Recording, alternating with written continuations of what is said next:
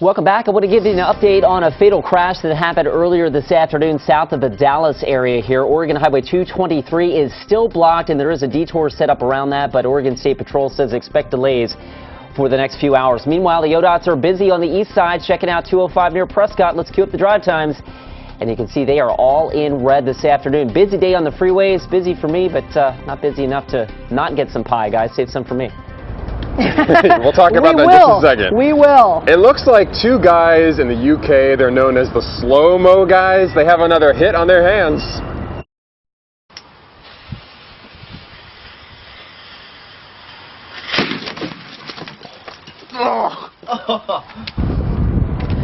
Okay, that melon detonated with a firecracker gets played in slow motion, and videos like this are the reason the Slow-Mo Guys YouTube channel has millions of hits. And here's why you do not want to try this at home. Let's have a look at your head. Pure melon did that. Melon in the head. Yeah. How does it feel? Fine now, but it hurt at the time. Oh. Look who made it. Ta-da! Are you out of breath? How much time left in show? None. We're out of time? We really are. Petunias, Pies, and Pastries. It's National Pie Day. Yes, I made it. Don't ask me what kind of pie this is. I dropped my brain somewhere around 11th and Morrison. Okay. KGW does not provide forks, but we did find one spoon. So I will eat this and we'll toss it now to KG. Bye-bye. Thank you. Thank you. Now at 5, watch out for that wind. The mess it's making and the damage it's done, how long it will last.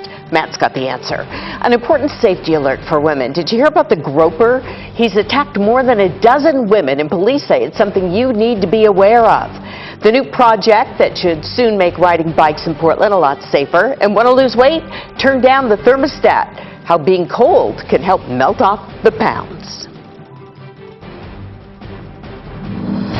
Where the news comes first. News Channel 8 at 5 starts now. Good evening, I'm Tracy Berry. And I'm Joe Donlin. Did you hear it or maybe feel it? Strong winds causing lots of problems across the area. Take a look. In Milwaukee, a tree fell on a car. On I-205, wind was strong enough to push over a manufactured home, causing a traffic mess.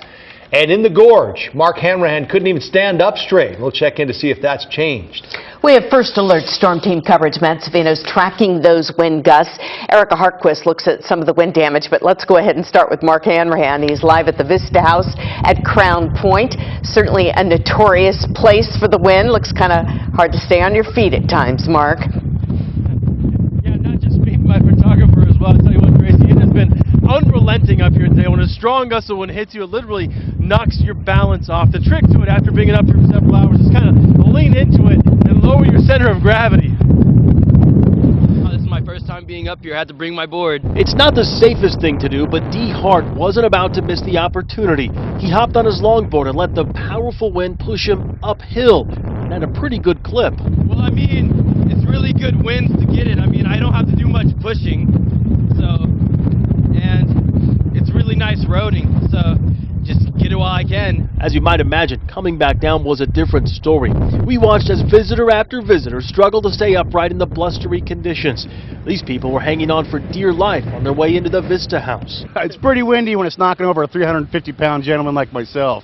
That takes a pretty good gust. We talked with Jared Miller and his wife as they were leaving Crown Point. He admits they didn't last long out in the elements. You know, it's a beautiful day, but that's got a nice bite to it. It's cutting right through the clothes. We're ready to get out of here. There were fewer visitors at Rooster Rock State Park. In fact, we found the parking lot empty. Laverne Wilson says the conditions were even keeping windsurfers away. On a really nice day, we might get 30 to 40 windsurfers, you know, that come out here. How come we're not seeing any today? Just too cold, too windy. Back up at the Vista House, a broken wind gauge kept workers from getting an accurate reading on just how strong the gusts were. Crazy winds, but I mean, it's Oregon, so I gotta love it. But visitors we talked with today told us they were strong enough. My wife, she's about 8 months pregnant. We're to get down the hill before she gives labor. It's rough out here. So if you do come up here today, a word to the wise, be careful. We did see an older gentleman take a spill when a gust of wind caught him here on the steps. Also, it is cold. It's sunny outside, but with the wind, downright chilly. Be sure to bundle up. Back to you guys. Wow, you can hear the winds up there at Crown Point. Mark, thank you very much. And we have another example of just how powerful they are. A truck driver was hit so hard by a wind gust, he and his load nearly went off the Glenn Jackson Bridge. News Channel 8's Erica Hartquist spoke with that driver right after it happened, and she joins us now with the interview you'll see only on 8. Erica? Joe, Steve Nilsson was taking a mobile home this afternoon from Vancouver to Milton Freewater. That's when he heard the sound of metal scraping. Then this happened. Take a look at this picture. High winds tipped it over. The home was resting on the outside guardrail of the southbound lanes of the Glen Jackson Bridge. Crews had to make sure it didn't go over and into the Columbia River. It's like a white knuckle driving. It's not at all fun. You know, I avoided it if possible. I undid my seatbelt and got ready to jump out. And winds whipped through a Milwaukee neighborhood this afternoon, knocking over a good-sized tree. It crushed the hood of a car. The owner says the tree just missed his dad as he was pulling out of the driveway. And we do have, I understand, some live pictures from Sky 8 to show you just in a tree down on Southwest Patton Road. Take a look. This is in the West Hills near Southwest Shoalsbury Road. It took down a power pole and power lines, and a viewer tells us it landed on 2 cars. Stay safe out there. Reporting live from Northeast Portland, back to you. All right, thanks, Erica. Chief Meteorologist Matt Tofino is tracking those winds from the First Alert Storm Center. And Matt, they're pretty strong. Very strong, Tracy. We are under a wind advisory in the Portland and Vancouver areas until 8 o'clock tonight because of the strong winds here. The gorge, they've got higher criteria for that, so they're not under the advisory. But look at this. It's a great illustration of those east winds from our Timberline Skycam and the Mount Hood National Forest. You can see the east winds just pouring through the passes there. That's above government camp, of course. Now, how strong were the winds? Let me show you the gusts that we had around the region because they were absolutely pounding, of course, out in the gorge. We had gusts at Crown Point of 69 miles an hour with sustained winds 30 to 35. Corbett hit 69. Portland Airport 41. That's probably very close to the value that knocked over that truck on I-205. Rooster Rock, a gust of 49. The winds will back off a little bit tonight, but tomorrow expect a very similar day, and I'll talk about the weekend forecast too for you a little bit later, guys. Back to you. All right, Matt, we'll see you then. Thank you. And you can always check the temperature anytime with our free Portland weather app. You'll find real-time Doppler radar, live sky cams. The app is free and available for iPhone, BlackBerry, and Android. Take a look at this video. A woman in a parking lot is groped by a man who then runs off, and it's happened more than a dozen times. Salem police are asking for your help. News Channel 8's Pat Doris joins us now live with their message. Pat? Well, Joe, police worry these attacks could get worse. That parking lot back there is one of several places where the man has groped women. Police want the public to help find the suspect. Investigators released this video today in the hope that someone might recognize the attacker. It happened at a Fred Meyer parking lot. The man approaches the woman who's loading groceries into her car. There's a brief scuffle. The woman goes down and the man runs away. I went to that same parking lot today and found some, but not all, are worried about safety. I feel safe because I look around, I watch around, you know, I look, and I've taken self-defense. Investigators say the attacks happened both in the city and in more rural parts of Marion County. They worry the suspect is getting more brazen and that the attacks could get even more dangerous. The suspect is described as a thin young man who wears a black hoodie during the attack. If you know anything about this, you're asked to call Salem Police. By the way, tonight at 6, we'll hear from that woman who was attacked in the video. Back to you. All right, Pat, we'll see you then. Thank you. Vancouver police say the owner of that white pickup involved in a deadly hit and run isn't talking. His friends aren't cooperating either. News Channel 8's Kylie Boshi is live at the crash scene with more on this investigation. Kyle? Tracy, investigators were out here again today canvassing this neighborhood, chasing several new leads, trying to figure out exactly what happened at this very intersection and pin down who's responsible for the deadly hit and run. Experts from the state crime lab are scheduled to examine the white pickup tomorrow. Detectives found the truck in an apartment complex garage just blocks from Sunday's crash. 45-year-old Raisa Mosh and 28-year-old Irina Gardinat were walking across Northeast Vancouver Mall Drive at 72nd Avenue when police say the white truck hit them in the crosswalk. Both women died. Investigators don't know who was driving the truck. Police are also looking for a black pickup that went through the intersection just after the crash. What makes this case so challenging? It's challenging because we don't know who the driver is. We have a vehicle that we believe is responsible. We're going to do some forensic testing of that to confirm that. But without knowing who is driving, we don't have the ability to make an arrest.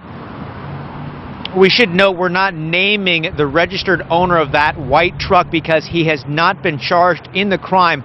We did attempt to reach him today. He was not available for comment.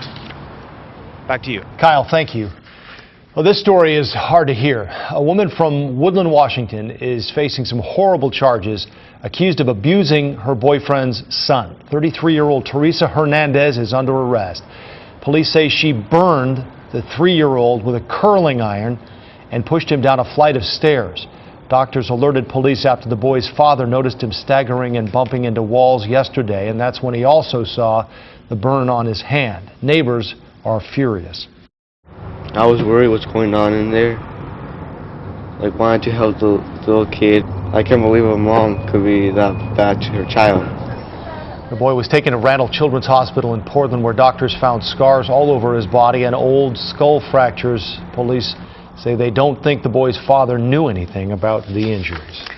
It is illegal and ineffective. That's what a government task force says about the NSA's collection of phone data. They want President Barack Obama to shut the program down. Laurel's here now with news beyond the Northwest. The conclusions of the task force are almost the opposite of what President Obama concluded just a week ago. It's called the 215 program, the NSA collection of phone data, which phone calls which, every call logged and saved. The Privacy and Civil Liberties Board investigated it in depth. They found it didn't stop the Boston Marathon bombing or uncover any new terror plots.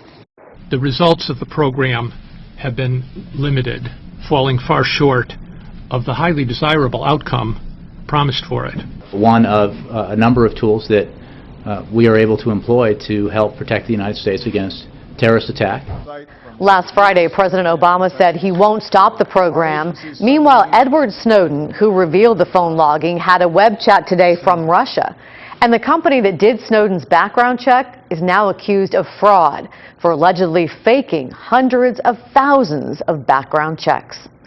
Really bad weather in Indiana caused a deadly pileup. Take a look at this. At least 15 semi-trucks, and as you can see, too many vehicles to count here, lost control on the snow-covered roads. Again, Indiana, 2 people are confirmed dead, and more may be trapped inside those vehicles underneath the semis. Just a terrible scene.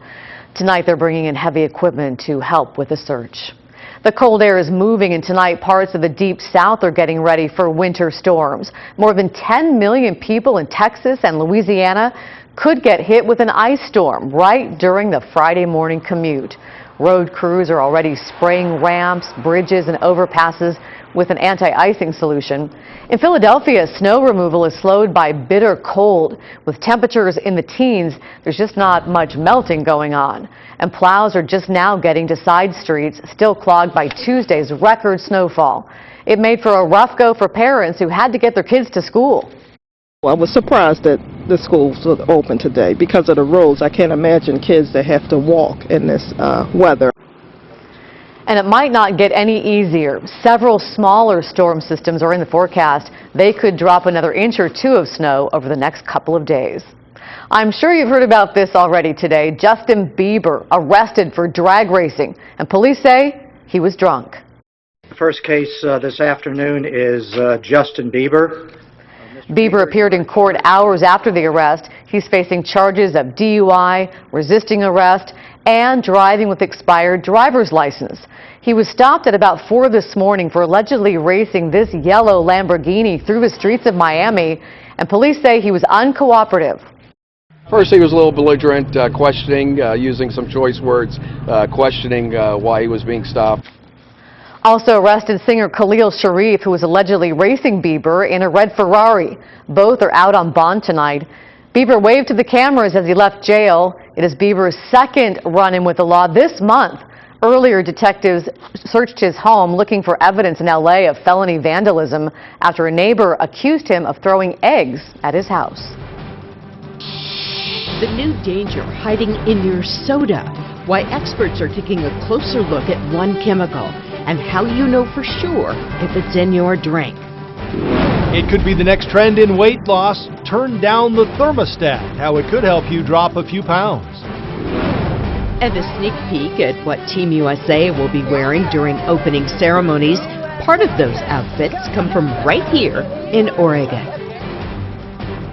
And I'm Tim Gordon, and I'm standing at 53rd and Burnside. This is a very busy intersection. A lot of bikes go through here. We're going to tell you what kind of improvements are coming here and along about a 4.5-mile stretch for cyclists. That's coming up.